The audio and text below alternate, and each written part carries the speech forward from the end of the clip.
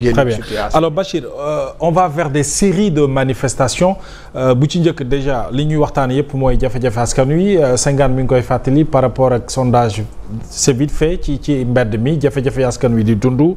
Alors mais à la place on nous donne comme solution peut-être un terrain meeting bu nga xam ne woote nañu ci mais Bougane Gueye Dany ak ñi ne ci ginnaaw ñëpp ñoom itam woote nañu un terrain ñaxtu.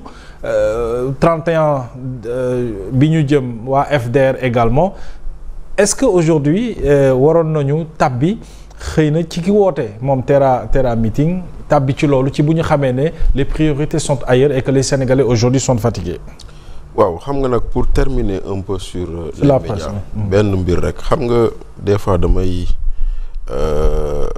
jàpp ni ñii ñu dénk nguur gi des fois ils n'ont pas conscience de certaines situations yow yaa woote SIMA Salon international des médias d'Afrique. mais nit ñi sax fàtte nañu ko ak coowal Maïmouna Ndour Faye bi ak Babacar Fall. mais attends les gens fàtte nañu sax. yaa woote SIMA Salon international des médias d'Afrique. nga am 23 pays yu ñëw wuyu si la. quelque part ñu war la xayma ci sa ni nga yore sa média nga woote salon boo xam ne dañ fay waxtaanee liberté de presse.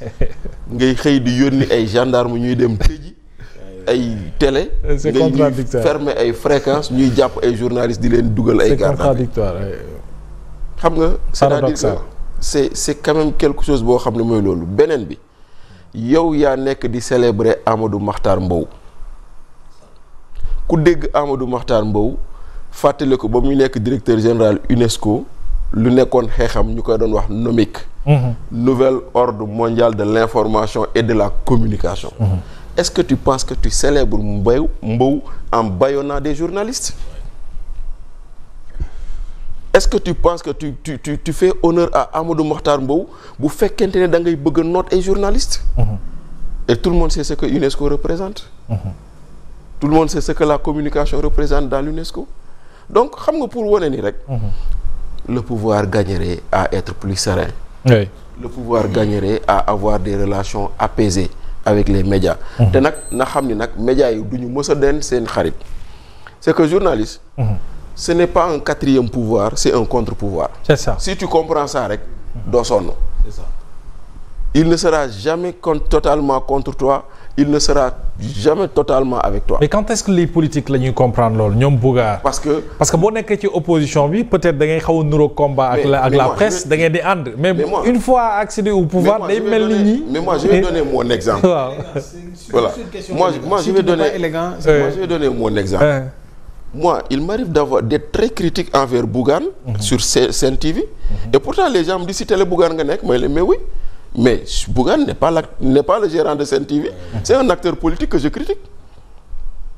moom xëy na nangu na ko mais xëy na temps ñàkkul tam am na ko ko naan mais yow pourquoi ngay nangu Bachir muy toog ci sa télé di la critiquer. bi ma critiquer DG RTS ba léegi ndematuma RTS. mais parlant de RTS. kan Bougane yow. man Bougane yow looy dem ba la RTS n'a pas de probité morale pour être. mais yow tamit ba nga looy demee RTS ba pare yow di critiquer directeur général jàmbur yooyu. mais parlant de RTS. waaw mais parlant de RTS moom. sacré Bougane moi j'ai regardé le journal de la RTS bizarrement c'était juste pour m'assurer d'une chose 47 minutes de journal zéro information sur l'arrestation de Maïmouna, zéro information sur l'arrestation de Babacar, zéro information sur tout ce qui s'est passé aujourd'hui. Quand même. C'est un danger. Ça veut dire que. Bien sûr. On retourne à la situation. Maintenant, la rupture qu'on nous avait dit et qu'on nous avait vendue, anam nga yaakaar ni xibaar gën naa rëy tey ay médias yu ñu tëj. nga yaakaar ni xibaar gën naa rëy tey ay journalistes yu ñu arrêté. wallaay. Je ne dis pas qu'il faut pas mais zéro ligne sax dégguma ko ci. Donc parenthèse. Oui. Pour en revenir maintenant à ces séries de manifestations yu ñu jëm waaw. En écoutant le Premier ministre parler je me suis dit mais attends c'est vrai que nag moi j'aime pas trop les expressions de xaar de kuluna et tout mais je me dis que des fois bon lui ne respecte pas notre intelligence quoi parce que yow Premier ministre sur les 18 mois que tu es là ou 20 mois woote nga fi ndaje Grand Théâtre woote nga fi ndaje Dakar Arena jël nga sunu avion présidentiel pour dem Italie defi benn ndaje politique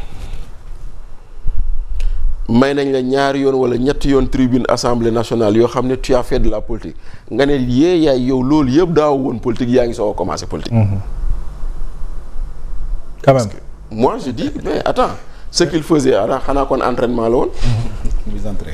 Voilà, tu vois un peu. Oui. Maintenant, on nous annonce un terrain meeting. Et malheureusement, comme je dis souvent aussi, journalistes yi fii la leen Pastef ma ne ils élaborent des éléments de langage ngeen topp ci di ci wax. di ci wax alors que après ñoom bu leen neexee ñu wax ko mais les médias n'ont pas à le dire. C'est une rencontre ñoom bu leen neexee ñu ne terrain meeting la buñ ci tollee. egg si la ñu xam ndax Terra la wala Giga la wala. Sauf que le média a le droit de s'interroger est-ce que à l'heure actuelle où les priorités sont ailleurs aujourd'hui war nañu tàbbi ci ay. Voilà, c'est ça. Je suis d'accord. Aujourd'hui nous vivons une situation difficile. C'est ça. Tellement difficile que gis nga Senghane li ngay wax nii noonu lañ ñu ko nit ñi di waxee waxal leen ñu ni sonn nañu waxal leen ñu ni par exemple je donne l'exemple des mécaniciens qui me disent. dimbale leen ñu ngeen waxal leen nguur gi ñu utal ñu ñun fu ñu mën a toogee defee suñu liggéey ndaxte fu ñu dem ñu dàq ñu xoolal ñu nekkoon stade dàq nañ leen xoolal ñu nekkoon côté Batrin bi fii yëkkati nañ leen tu vois tey jii nii les ambulants ñu ngi yuuxu parce que jàpp nañ ni ñoom dañuy daan seen doole doonte ne je suis d'accord avec le ministre nag que il faut que le Dakar dont nous rêvons par rapport à l'ambition de Dakar parce que on parle de Dakar métropole on parle des JOJ am na loo xam ne y a un minimum de nu mu tuddati d'aménagement d'infrastructure et de cadre de vie que nous devons avoir mais problème bi mais pas plus tard que hier rek laa ko doon wax Bachir problème surtout stade bi gisuñu ci benn xeer bu nu teg te la plupart des infrastructures foofu lañ ko war a sant malheureusement le problème qu'il y a ici c'est que des trucs comme ça doit se faire de façon concertée. C'est-à-dire que doo xëy yëkkati préfet mu indi ndaraan buub ay bagages après nit ñi toog non da ngay waxtaan ak nit ñi. jàppale leen utal leen fu ñu dem et après nga amal leen suivi accompagnement bi foofu noonu. la ñuy invité maintenant nag. que des politiques disent nous appelons à un meeting que des politiques disent nous appelons à un contre-meeting moi j'ai envie de dire à tous qu'ils soient pouvoir comme opposition. que nos priorités sont ailleurs. Et que li ngeen di woote nii mënoon na ñàkk te ngeen xool lan mooy doon lan lañ gën a soxla. parce que tey l'école c'est un souci ndaxte Babacar mi enseignant la il est du secteur éducatif.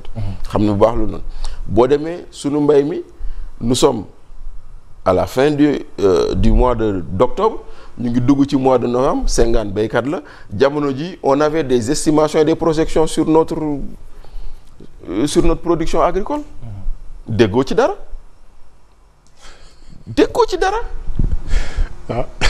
alors que jamono jii nii j'ai rencontré le ministre de l'agriculture à Kédougou la semaine passée avec une très grande délégation mais déclaration démbam bi ma dégg ci rajo yi ay diggee la ba tey de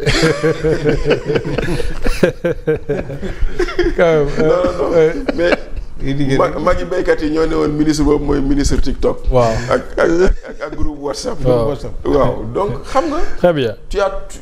tu diras toujours effectivement qu'il y a d'autres choses qui mériteraient d'être mises en exergue. C'est ça. Plutôt que l'aspect politique mais nag politique nag politiciens yi dañuy politique rek nag. nañu politique alors Babacar Mbaye Ngaraf pour le ñaxtu national en tout cas concernant l'opposition c'est plutôt jafe-jafe askan wi dund bu cher bi.